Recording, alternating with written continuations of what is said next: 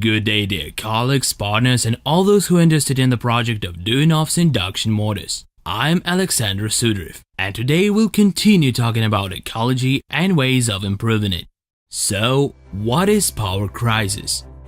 It's a phenomenon that appears when the demand for energy products is much higher than the supply. Its causes can be in the area of logistics, politics, or physical scarcity. Power consumption is the indispensable condition for mankind's survival. The availability of power has always been necessary for satisfying human needs, increasing lifespan, and improving life conditions. According to the crude data for 2016-2017, based on the forecast of the International Energy Agency, affiliated with the Organization for Economic Cooperation and Development, the world's primary energy resources are coal, 785 billion tons, enough for 240 years, oil 201 billion tons, enough for 32 years, natural gas 186 billion tons, enough for 56 years. It's worth mentioning that the primary energy consumption from 1995 to 2020 tends to grow on average by 2% annually. And now let's consider the main types of power plants. The production and distribution of electric energy in most countries is provided by means of building and operating TPS, thermal power stations. Their operation requires a high reserve of fossil fuel. The conditions of its production are getting more and more complicated every year, and its costs are getting higher. For example, 1000 MW is 370 tons of high-quality coal a day. 8,880 tons of coal is dispatched per day. One wagon load is 60 tons, so there are about 150 wagons per day. If you use cheaper coal instead of high-quality anthracite, you'll need much more of it. The efficiency factor of fuel at TPSs is not very high, about 40%, and the amount of environmentally harmful waste is rather big. All these factors reduce the viability of such production method. Using nuclear power. Nuclear power stations are engineered in almost the same way as heat power stations. Their main advantage is a small amount of fuel required. 1 kilogram of enriched uranium equals 2,500 tons of coil productivity. That's why nuclear power stations theoretically can be built in any area, irrespective of the presence of available fuel resources nearby. Currently, the reserves of uranium on our planet are much higher than the mineral fuel, and the impact of nuclear power stations on our environment is minimal in case of accident-free operation. A huge and serious drawback of nuclear power stations is the possibility of a major accident with unpredictable consequences. That's why strong safety measures are required to provide failure-free operation. Besides, the production of electric energy by nuclear power stations is hard to regulate since the startup and complete shutdown takes several weeks, and the technologies of hazardous waste disposal are nearly non-existent. It's worth mentioning that the state of the world power industry is characterized by the number of contradictory features. Firstly, it's connected with uneven distribution of geological resources around the world regions. Thus, the biggest energy resources empires, providing over 2/3 of the overall world production of coal, oil and gas, are Middle East countries, China, Russia, and partially Australia and the Republic of South Africa, but only in terms of coal production. At the same time, the countries of North America, Western Europe and also Asia Pacific poses the least of energy resources, but they are the main consumers of raw materials. Secondary, uneven consumption of energy resources around the world regions.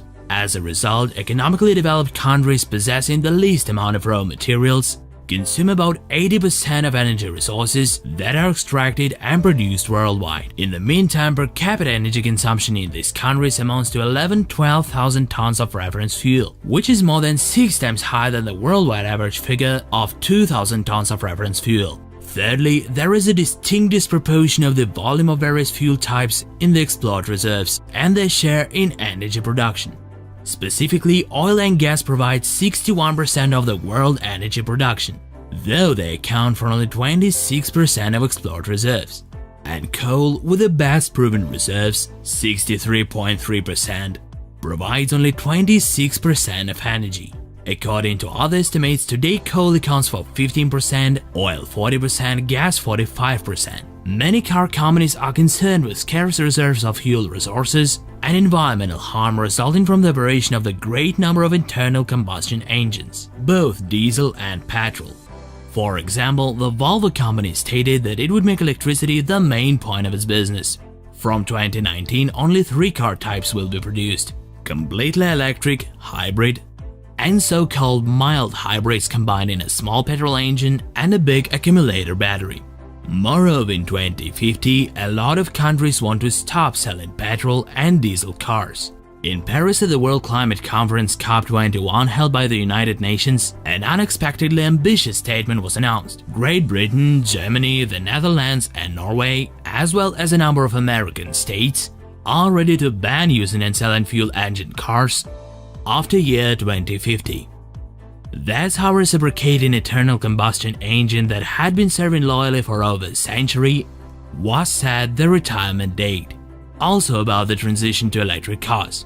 In the USA, according to estimates of the independent agency EIA, if the whole vehicle fleet of 250 million vehicles is changed to the electric drive today, then at night, in the so-called off-peak period, there will be enough energy to charge 79% of cars. There is also daytime decline in electric energy consumption. In total, the free energy will be enough for the same 79% of cars. However, it's important for cars to arrive for charging not any time, but in the required hours. On the one hand, the matter is solved by using a smartphone application that will tell the optimal time for charging with electricity.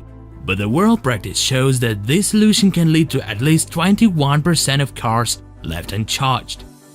And it doesn't take into consideration the fact that probably not all car enthusiasts will be able to use charging device for their cars in application stated time. In this case, the percentage of cars unfit for operation can significantly rise.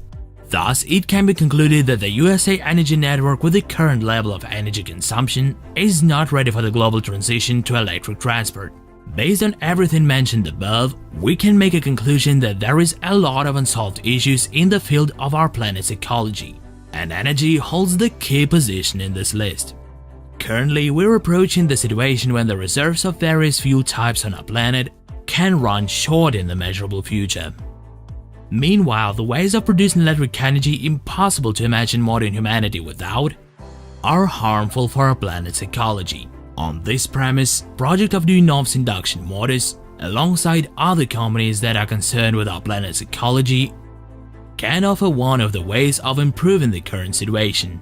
Using the combined winding technology Slavyanka will help not only to reduce electric energy consumption, but also to increase the efficiency of electric energy production in some cases. I also remind you that a major part of produced electric energy is consumed by electric motors. But when we speak about electric energy consumption by some definite electric motor, we very often forget to mention how much electric energy and fossil material we spend to make this motor. One more peculiarity of the combined winding technology Slavyanka is the fact that it allows to use secondary materials produced after processing a classic electric motor. And that means that we can make 3 motors with Slavyanka combined winding type out of 2 standard induction electric motors.